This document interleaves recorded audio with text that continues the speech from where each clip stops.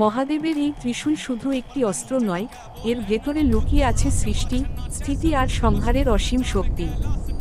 মহাদেব যখন ধীরে ধীরে ত্রিশূল তুললেন, হঠাৎ চারপাশ নীরব হয়ে গেল, সবাই শ্বাস বন্ধ করে তাকিয়ে রইল।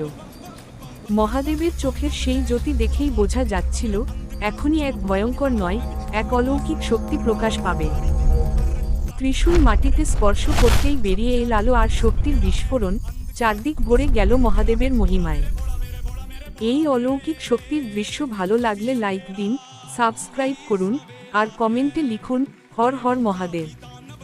মহাদেবের এই ত্রিশূল শুধু একটি অস্ত্র নয়, এর ভেতরে লুকিয়ে আছে সৃষ্টি, স্থিতি আর সংহারের অসীম শক্তি। মহাদেব যখন ধীরে ধীরে ত্রিশূল তুললেন, হঠাৎ চারপাশ নীরব হয়ে গেল, সবাই শ্বাস বন্ধ করে তাকিয়ে রইল। মহাদেবের চোখের সেই জ্যোতি দেখেই বোঝা যাচ্ছিল, এখনই এক ভয়ঙ্কর নয়, এক অলৌকিক শক্তি প্রকাশ পাবে।